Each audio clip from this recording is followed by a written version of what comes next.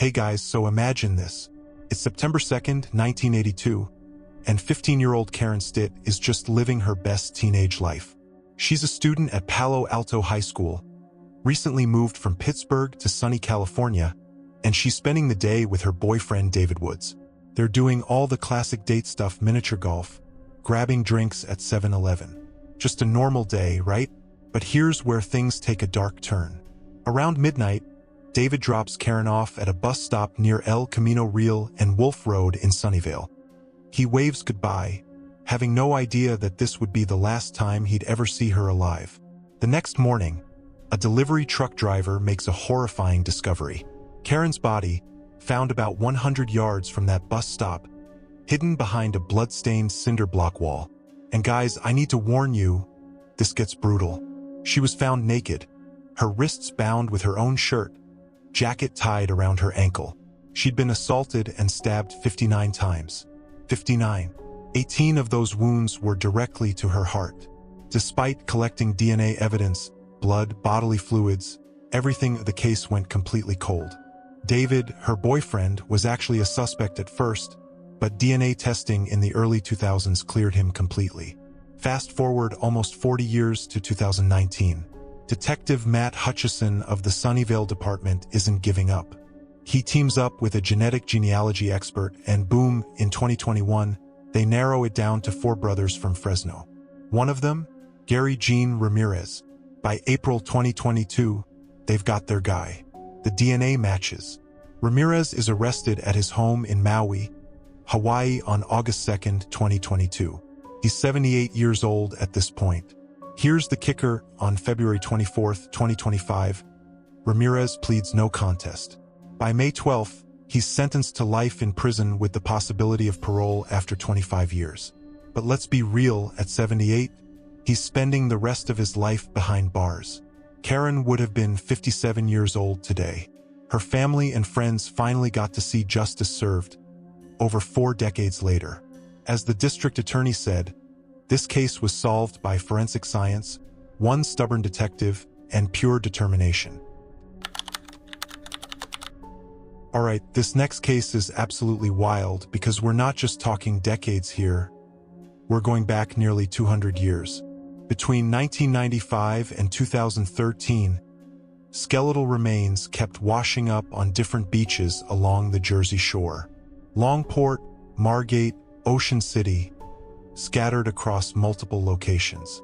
They called him Scattered Man John Doe. Nobody knew who this person was or how old the bones even were.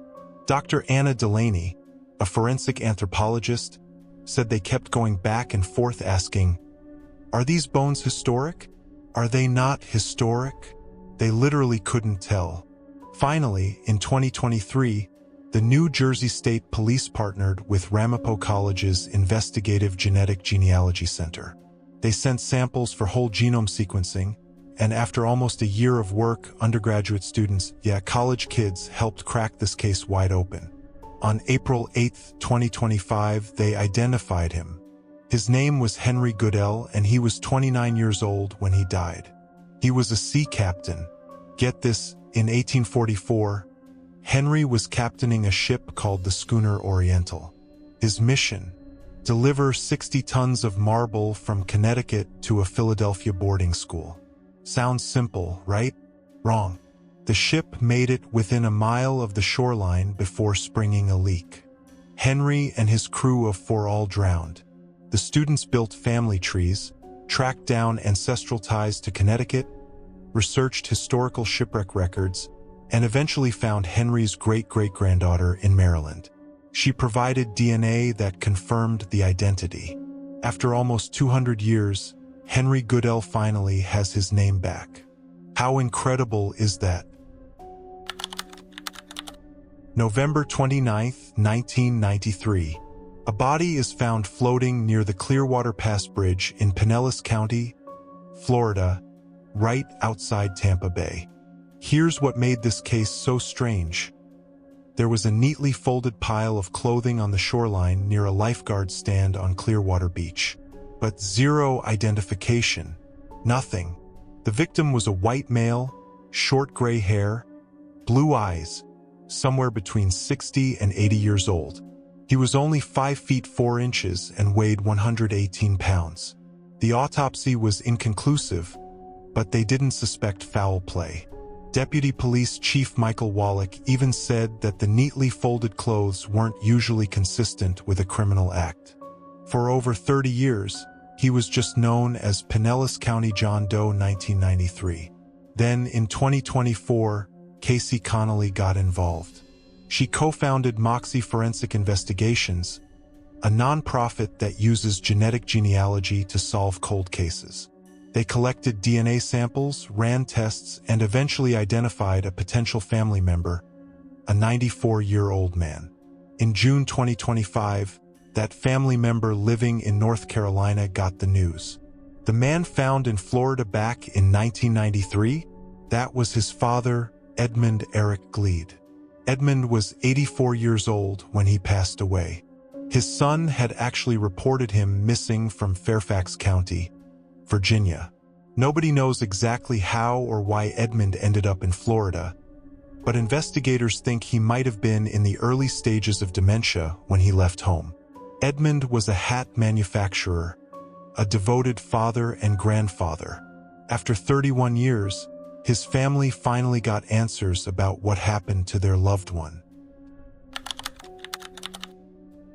October 7, 1998. Campers near a truck stop in Weatherford, Texas make a grim discovery in the thick brush behind the Pro Travel Center off Interstate 20. A woman's decomposed body. She was wearing a white bra, white socks, beige panties, and a blue and white windsuit. She had a large blue shoulder bag with some interesting items, expensive beige prescription glasses, a long brown wig, and a bottle of mineral water.